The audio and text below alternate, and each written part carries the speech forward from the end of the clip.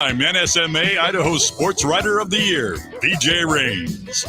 Prater in the ballgame, getting you ready for Saturday afternoon in the Boise State football spring game. This is the BNN Report every Friday with Bronco Nation News.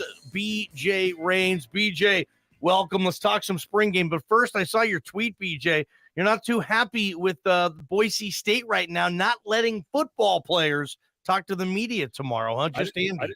I didn't say that. I just put out there that they weren't talking. I didn't say if I was happy or not, but all right. No.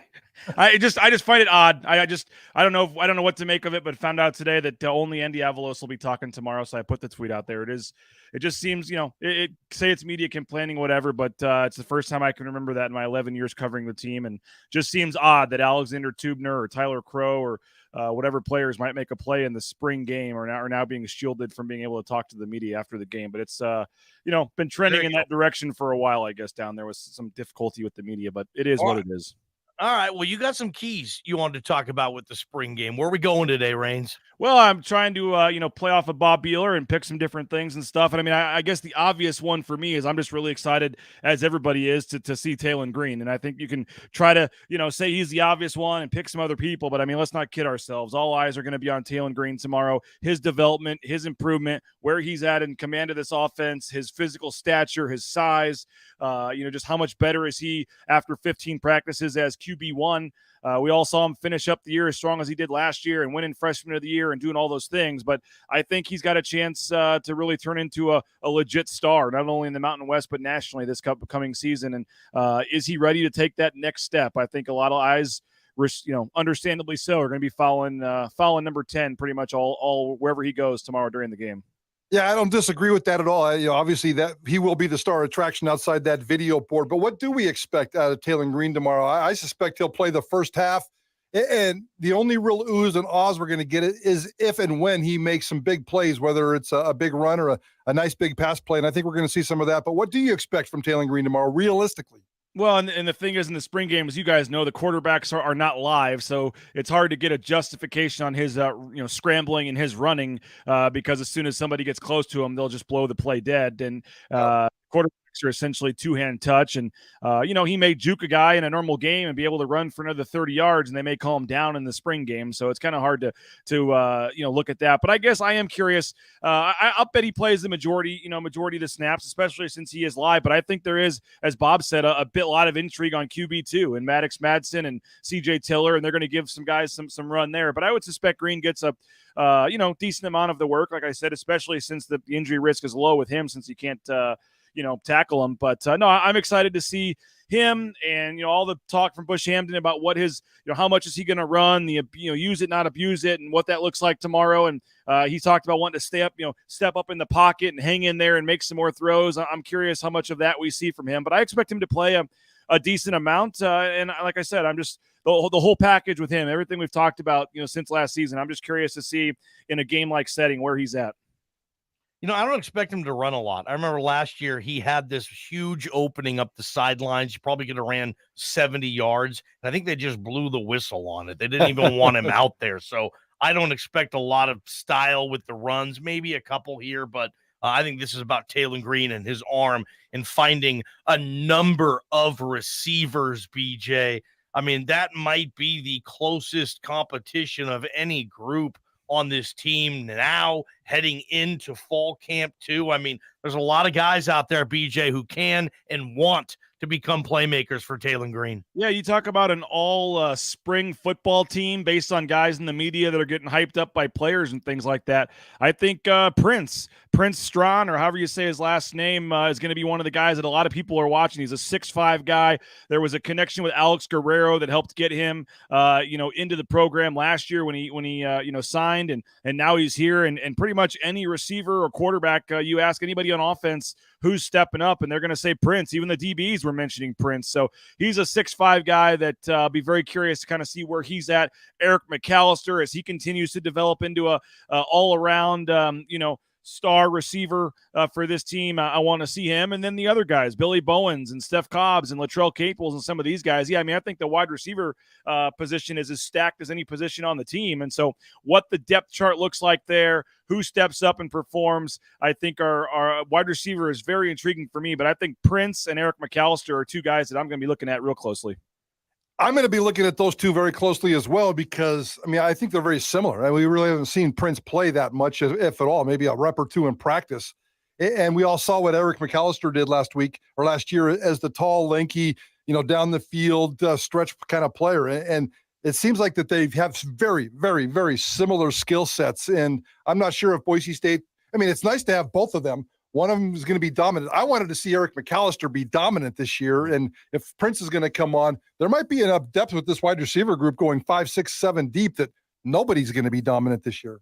Yeah, we had our milkshake bet last year, Mike, on Billy Bowens or Latrell Caples. We may have to get 3 more friends to each pick somebody this year because there's going to be 4 or 5 guys that I think you could legitimately take a look. And I'm not saying a freshman like Prince is going to come in and lead the team in receiving, but I think Steph Cobbs is a little bit of a forgotten man. With some of the things that he can do with everybody else hyping up these other guys. If McAllister can show that he can be more of an all-around player and not just a deep threat, which we're hearing. That could be big, and I think Caples and Bowens both have a chance, after coming back to have big seasons as well. So I think the wide receiver room is stacked, and that was before we heard anything about Prince and what he's bringing to the table. So I'm really excited for that group, no doubt. By the way, your boy Caples beat my boy Bowens last year. I still haven't paid you the milkshake. Sorry, I owe you a milkshake. That sounds good to me. I love milkshakes, man. I want one too. I need to get in on this bet next year. Yeah, it was close though too. It was like 2 catches, wasn't it? I think 2 or 3. I think Caples kind of blew away at the end there. Bowens may have had more yardage, but we never really said if it was going to be. We should have had some formula where you got points for touchdowns and catches and yards because we never really said what it was going to be. It was kind of just be who's going to be the better receiver, and it turned out to be a pretty good competition. Both those guys contributed and did some things, and I would suspect both those guys by coming back this year have big goals for next year as well. Sounded like you guys just created a new game for yourselves this offseason. BJ, the defensive backs too. If I was a Bronco fan, I'd be a little worried about the DBs coming back. There's not a lot of experience there, size there. There's guys coming off injuries. Safety, maybe you have a little more security, obviously, with guys who played, but corners, BJ, I think there's going to be a lot of eyes on that position tomorrow, right? Spring game? Yeah, another guy on the all-spring team probably would be, Marion McCoy, the junior college transfer. We've heard a lot of things about him. Looking forward to seeing him out there. Jalen Clark, we've heard a lot of solid things about as well because, 2 guys that are maybe going to be the 2 starters or at least play a lot are out this spring in Keanohi Kaniho and Markel Reed. So both those guys not being out there have opened the door for some other guys. They've come in and apparently played well, so I'm looking forward there.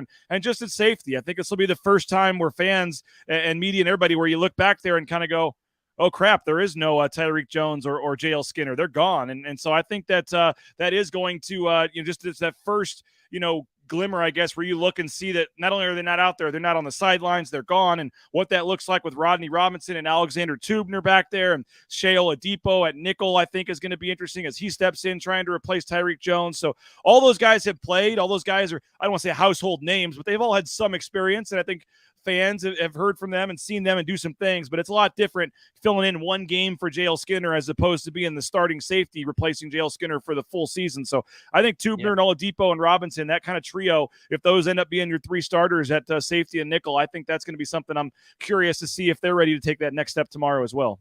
BJ, I'm not sure where you wanted to go next, but I'm not overly concerned about the defensive backfield. I mean, I like all the safeties. I mean, Tubner replacing Skinner is a little bit scary, but I think with Robinson and Oladipo, they can cover that up. I think there's enough quality people to fill a couple of cornerback spots. I'm really worried about the defensive line, though. Edge to edge, DT to DT, nose tackle in the middle. I know Gums is there and a returning starter, but I'm really nervous about the defensive line this year.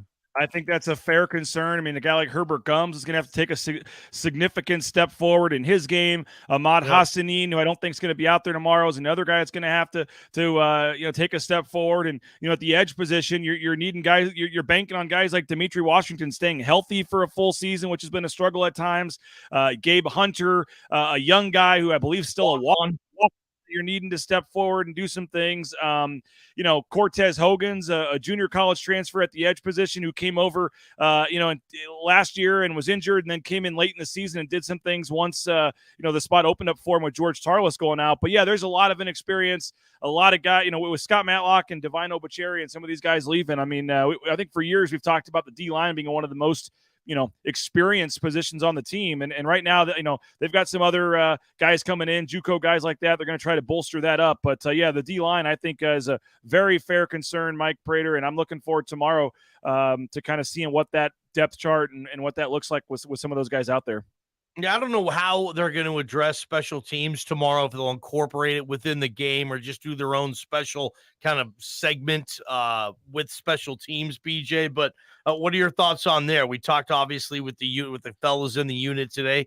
Special teams, Boise State. Yeah, they'll find a way to get them involved, whether it's just the traditional kicking as part of the scrimmage, or they'll find some live reps for those guys. And, I'm interested in seeing all the operations. They're doing it a bit differently this year. Demario Warren has kind of taken over all of the special teams. In the past, kind of each assistant coach would have one unit he was working with. And last time we talked to Andy Avalos, he basically confirmed that it's, Matt Miller helping out a little bit, but it's mostly Demario Warren doing it on his own with all of the special teams. So how that looks, what it looks like, and with the specialists, in particular, a guy like James Ferguson Reynolds that we all talked to today, how much improvement has he made? How much more comfortable and confident does he look in year two, as opposed to probably swimming upstream most of last year?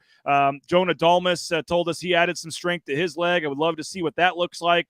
Just the whole operation. Special teams is a big deal at Boise State, and I think both they have a chance to have a very solid special teams unit from the specialist standpoint. I think Dalmas and Ferguson Reynolds have a chance to be the best punter kicker combo in the league. And I'm just kind of curious what that looks like. And then also maybe on the other units, if we do see, what kind of what starters are out there and things like that. But guys, there's going to be so many injured guys tomorrow that aren't even playing in the spring game. Yeah. It's just so hard to really get a gauge. The O lines without a couple of guys. So that depth chart's going to be all screwed up. You don't have DJ Schramm out there. I mentioned Markel Reed. There's George Shalani's not going to be out there. I mean, there's just some key guys that aren't going to play. And so it's tough to put too much emphasis on the spring game, but some young guys will at least get an opportunity to see where they're at this point. By the way, you'd mentioned Matt Miller as the special teams coach. The one unit that he's going to have this year, according to Andy Avalos, is the kick return teams. So that's the one unit that Demario Warren doesn't have. So if there's kick return excellence or kick return issues, that is Matt Miller. I'm also curious as to who they're going to march out there tomorrow. Is it Dudley? Is it Caples? I know they've been kind of working with those two guys, but they've been working with a lot of people in terms of the return game. So that's one area where you can keep an eye on and probably pick up a little bit of information going into the fall. Yeah, I love it. Steph Cobbs could be involved in the return game. Yep. Some we think Genty or Halani at some point during the season could be, but the scoreboard's going to be fun. The whole day is going to be fun just to get out there and see what it looks like. And it's going to be a modified game. And I think it says 1:30. My understanding is the actual game won't start till around 2:00. There'll be some other things going on beforehand.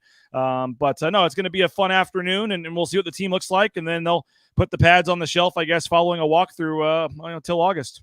All right, BJ, what's your coverage going to be like tomorrow for this spring game, pal? Yeah, looking forward to it. We'll have all kinds of social media stuff. We'll have some highlights, and our goal is to get a full post-game show, so to speak, afterwards over at the James. So anybody wants to come hang out, I think Johnny might make an appearance, maybe Prater, and we'll hang out. We'll have some highlights, some interviews, no player interviews, I guess, just Andy Avalos, but we'll be, you can hear from Coach Avalos and get our thoughts and analysis on the game and kind of wrap up the spring as we look forward to the offseason here. All right, enjoy the rest of your day, BJ. Enjoy your Friday night. We will catch you tomorrow at Albertson Stadium for the spring game. BJ already. I love it, man. Good stuff there with BJ Prater. And I always fire myself up for this game, and then every time I leave disappointed because it's the most boring football I've ever seen. But I'm doing it again, the spring game. Thanks a lot, BJ. Great stuff as always. That's BroncoNationNews.com, our partnership with the guys there at BNN. JP found a mock draft, Prater,